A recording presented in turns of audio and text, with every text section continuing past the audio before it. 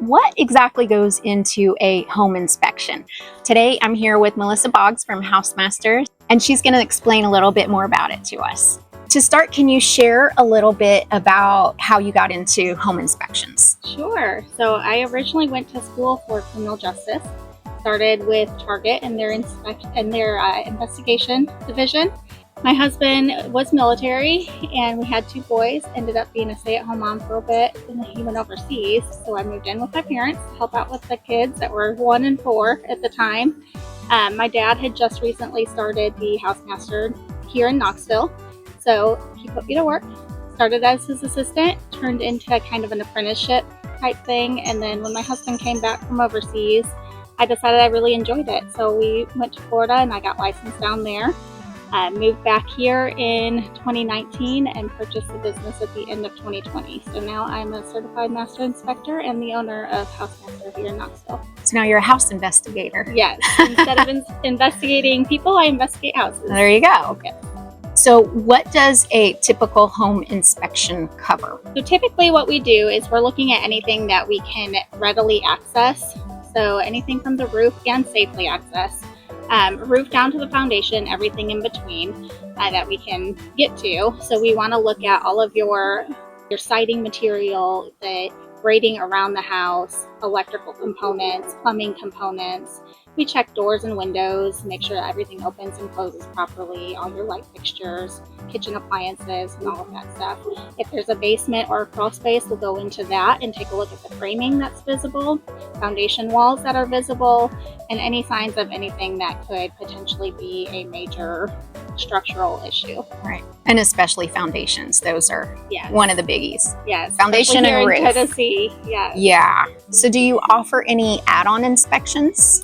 I do. So I also do radon testing, mold testing, and water quality testing. Those are all additional services that we do add. And then I also do foundation certifications for manufacturing homes. Can you explain a little bit more about why somebody would get a radon inspection? Sure. So Tennessee is a state that is considered to have high levels of radon. It comes from the deposits from uranium. And as that breaks down, it turns into radon gas, and that can be the second leading cause of lung cancer. The only way to know that you have it is by doing a radon test.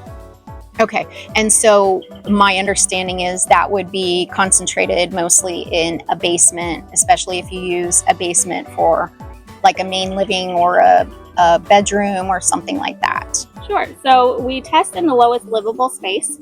And basements do tend to have higher concentrations just because they are enclosed. They're keeping that air concealed in that area. So it can be a higher amount, but about 1 in every 3 houses in Tennessee, even slab houses or crawl space houses, do still have high radon. Okay. Now, is there a certain percentage that's just present in the air all the time? Yes. So what we're looking for is the EPA says anything above 4.0 picocuries per liter is where you would want to get a mitigation system installed. Below 2 is what they say is acceptable levels. There's no safe levels, but below 2 is where they say it's acceptable. Average in the air is about 1 to 1.5. So I just didn't want people to do a radon test and then it comes up with some reading and then they panic because it's in the air. Yes, so unless it is everywhere. Yeah. Some areas are lower. I think the lowest reading I've had is a 0.2. The highest reading I've had is 125. I hope they got mitigated. I hope so too. From your experience, what are some of the most common issues that you find during inspections? Most common would be age-related things. So as codes change and we realize what type of safety hazards there are and change those codes to improve on that, you're not required to bring older homes up to current code. So a lot of times we find that the older homes are missing ground fault circuit interrupters. Those are those test buttons, reset buttons at the outlets or at the breakers themselves, missing AFCIs, which are arc fault circuit interrupters.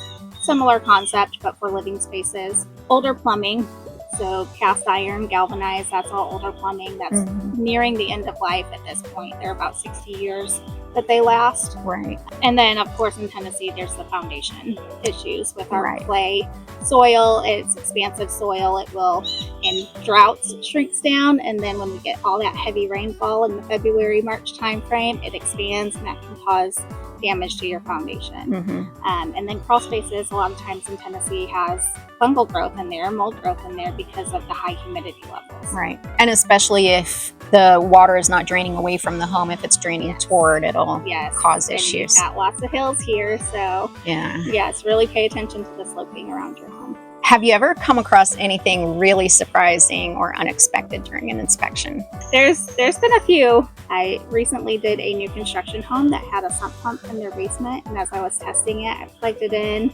and saw a few little droplets, so I unplugged it, replugged it back in with the pump attachment on it, and it just exploded everywhere. Water was all over. It's a mess. That was definitely not expected. That's a little, you didn't expect. Got a nice little shower. It was nice today to kind of cool down. But today it would be beautiful. Yes, there's another home that I got up to the attic, and the homeowner had built in like a trolley system in there. So it was a pretty narrow attic. You normally would have to kind of crawl through the insulation, and you could just lay on this and push yourself along. So that was neat. That's actually kind of smart. Yes.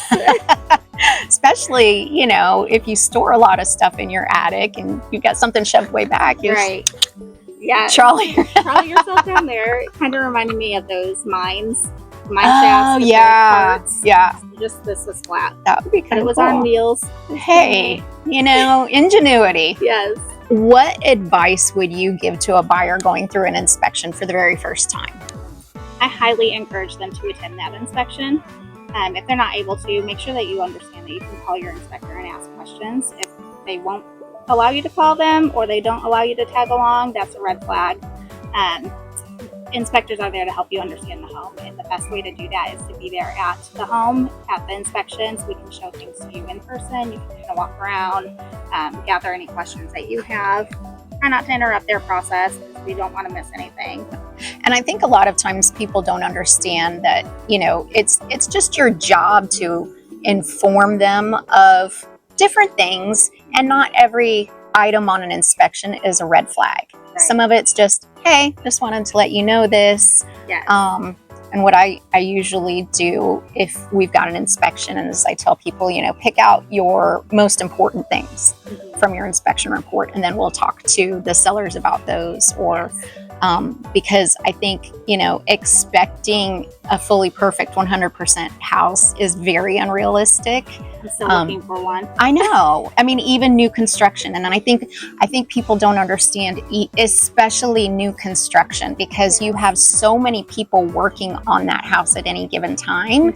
And, you know, just stories about stuff being found inside the sewer line that doesn't belong there. Yeah, and sewer scopes are great for new construction. Yeah. Just making sure that those lines are clean, free of any debris. I recently took a class that they did a sewer scope on, and they found where when they cut the plumbing lines, the blade falls down into there and blocks the whole plumbing line.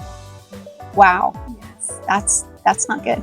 No. That's And I've heard stories too about gravel being filled up in there. and just shortcuts that a builder might take, and not saying that all builders are like this, but you know, there are some that'll take a shortcut that maybe affects the integrity of your structure or your foundation, your walls, Yes. So, yes. yeah. Those phase inspections are very important. If you're not able to get a phase inspection, at least get there on site throughout the build period. Just having a second set of eyes on things so you can question. So do you offer phase inspections? I do. Okay, so what phases do you recommend? We So, like- recommend the pre-drywall. So that's when you already have your framing up, you've got a rough in of your electrical, a rough in of the plumbing. So we're not actually testing those features, but we are looking to see how they are wired and plumbed into the walls, making sure that those guards are protecting them. So when they are nailing drywall on there, they're not going to puncture through any plumbing lines. So your pre-drywall inspection, and then maybe typically do a final inspection before you close on the home. And that's when we would do a normal home inspection, testing all the plumbing and electrical fixtures. And then also an 11-month warranty inspection. So 1 year later, you have a 1-year builder warranty that comes with your home. So within that first year, you want to get a second inspection done just to address anything that has changed. Okay. And is that like a package deal that you offer? Yes. Okay. So I can do it phase by phase and do it individually, or I can set it up as a package. New construction, it's very important. I would say it's more important than on a resale. Yes. Just because there are so many things that can be wrong in that. And then once you get past that warranty, if you haven't let the builder know, you're out of luck. Yes. What are a few red flags that indicate some more serious underlying issues? Like what specifically can somebody look out for to think, okay, this is something that I need to address immediately? So like I said, a lot of things that we've run into in Tennessee is the crawl spaces with fungal growth. So if you're able to peek in your crawl space, you really should look at a crawl space once a year, kind of monitor it, look for any leaks and stuff like that. But fungal growth is something that it can damage the structural integrity of your home if it gets to the point where it's eating the wood itself. Foundation issues, so walk around your home, make sure that you're looking for any large cracks or movement of cracks. So typically the rule of thumb that we have is if it's more than 1/8 of an inch wide in a crack, or if you see movement of the block. So one block is here and another block is kind of bowed out a little bit or shifted out a little bit, that can indicate movement of your foundation. Yeah. So those are the big things. Older plumbing, it can burst, it can break at any time. So that's something you want to keep an eye on and make sure that you're budgeting and planning ahead of time for that. Yeah. Where I used to live, there was a lot of polybutylene plumbing. Yes. So it was nonstop. There was this one condo community and it would be pop, pop, unit after unit. And then, people would try to spot fix it. And all that did was that would reinforce that spot and then force the pressure somewhere else to a weaker spot. And then the weaker spot would burst. Yeah. So unless you got the entire thing replumbed, you were just wasting money. Yes. Yeah. In your opinion, what inspection findings can totally derail a deal?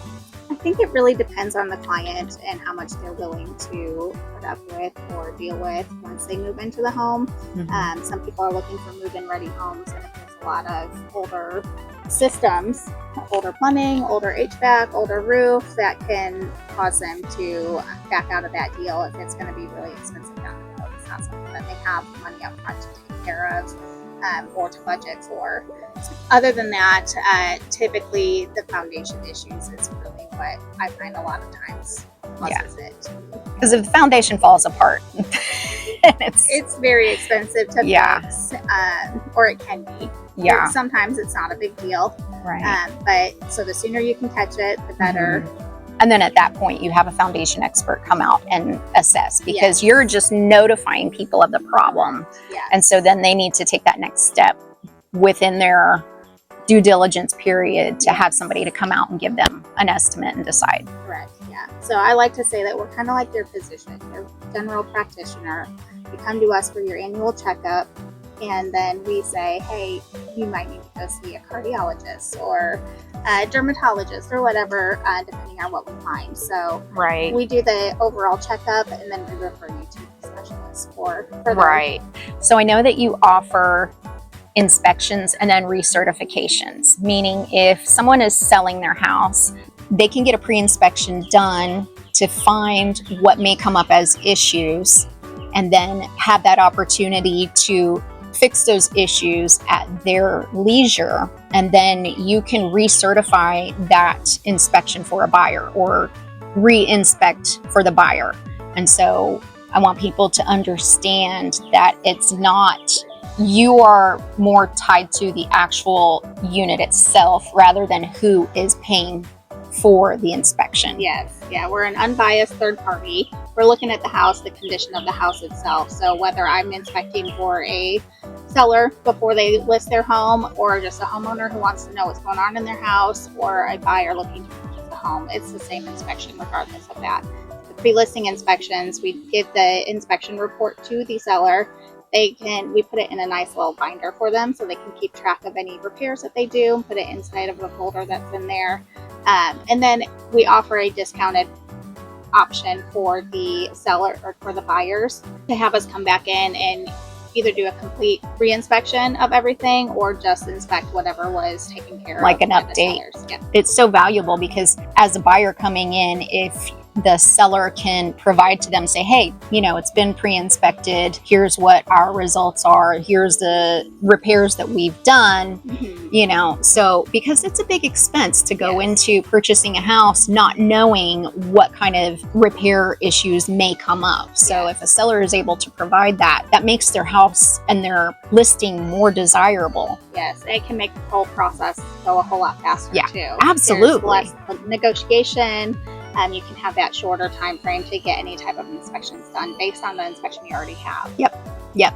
It's so valuable. So do you use any special tools or technologies in your inspections? Yeah, we have a few tools that come in handy. We've got an infrared camera, so we can take a look at any type of potential leaks or air leakage. If there's, I have found before in new constructions that they drive all over an HVAC vent.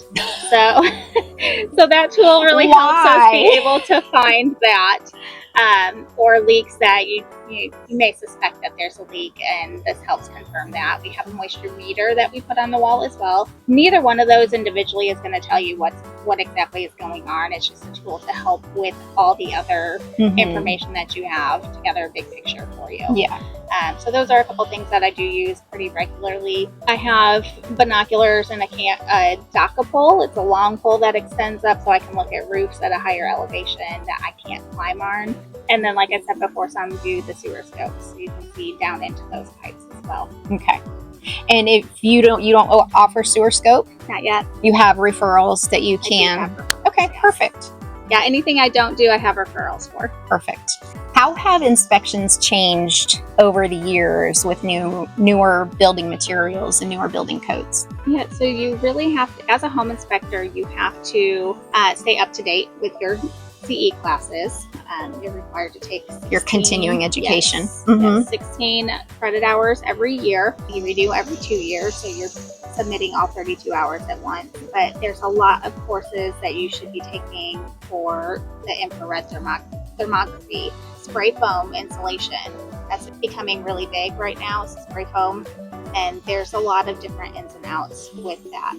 HVAC systems, they're getting to be high energy efficiency ones, so there's different components to that, and you have to be able to understand the difference between a high energy one and an older one that's just using normal combustion air and the blue pipe. I know we've discussed before, you know, if you've lived in your house a certain amount of time and for a long time and you've never had handrails from your steps or anything like that, I think people don't understand that you don't have to have one, but if you're getting some kind of financing, it is required. I think it's if it's more than a 24-inch drop. A 30-inch drop or 4 risers high. Okay. So you got 4 steps up. It's going to require a handrail depending on the type of loan. Typically it's USDA, FHA, and VA are going to require those safety upgrades. And that's really what I refer to them at, is safety upgrades.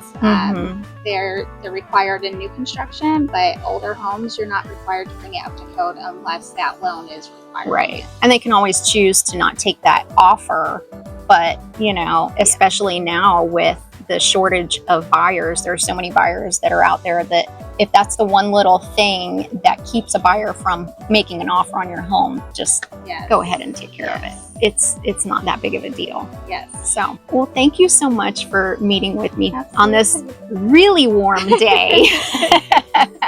I think it's going to be like the heat index up to like 110 or something today. Very toasty today. So I appreciate you taking the time out to meet with me. If you are looking for a home inspector, please give my friend Melissa a call. She will take wonderful care of you. She will look through that house and make sure that you know everything you need to know to make an informed decision.